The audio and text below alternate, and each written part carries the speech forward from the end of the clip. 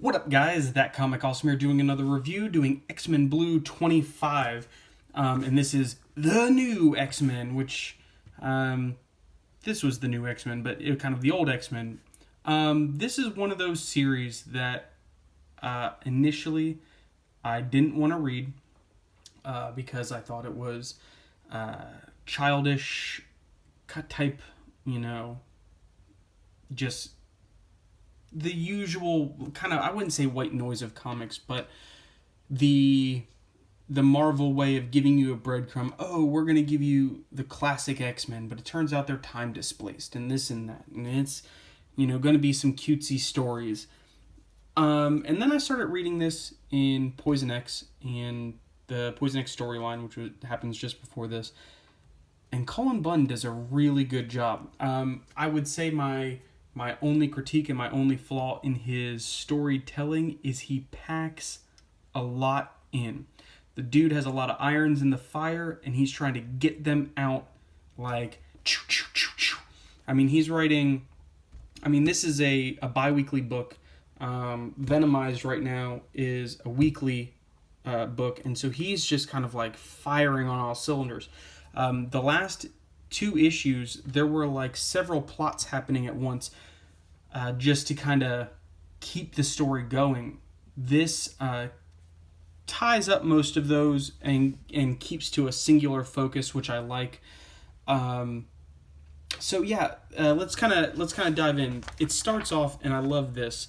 I'm gonna skip the part with Polaris, but Magneto is trying to stop Havoc and kind of his crew of Emma Frost, Miss Sinister, Bastion, and I can't remember who else. We'll see on the next page. Anyway, they are trying to release, it's a little bit of a generic plot, this substance called Mothervine, which not only brings forth mutation, laying dormant within people, but it also can enhance mutation into like a second level of mutation within mutants. Sebastian Shaw was able, on Mothervine, was able to collect the kinetic energy from dust particles hitting each other in the air. Somebody breathing, he was able to absorb that. So it kind of heightens one's ability.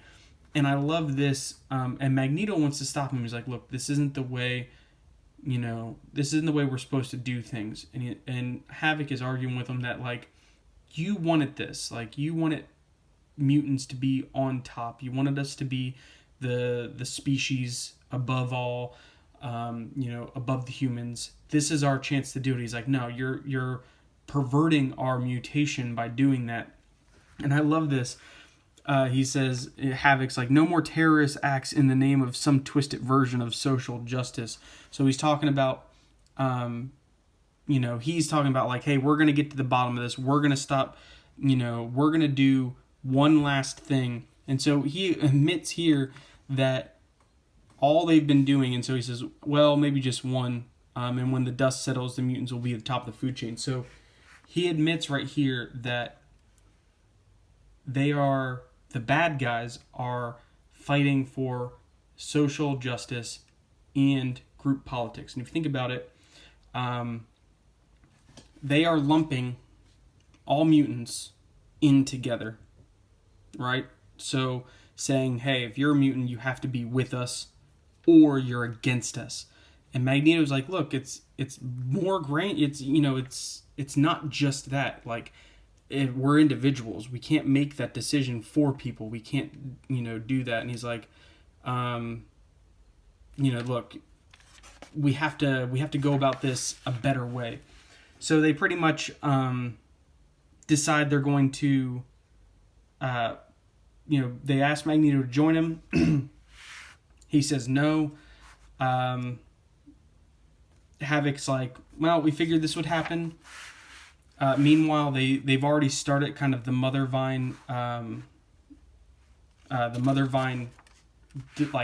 deploying through Sentinels. And I love this fight where like Magneto's just like, look, this has gone too far, so far beyond help. I will destroy you. he's like, but again, I am not.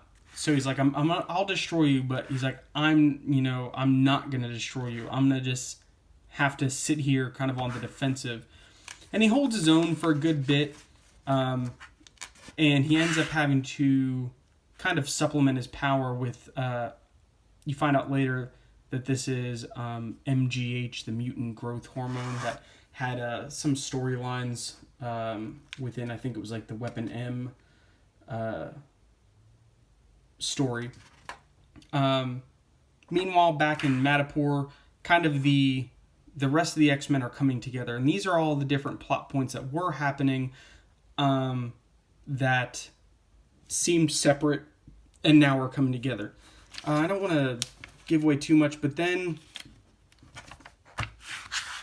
yeah, you kind of get this nice little splash page. But so after that, so this is to be continued, and then you kind of get like a little after credit of the rest of the team, which is still out in space.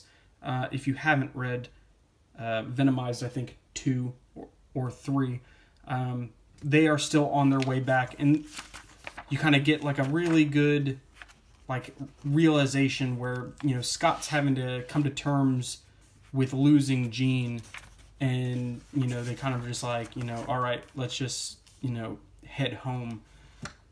Again, this book, the writing, it's solid. I don't know a lot of the characters, like Draken or Jimmy. Again, they're from different universes. That makes it hard to care about them. I wish we would just have some solid, not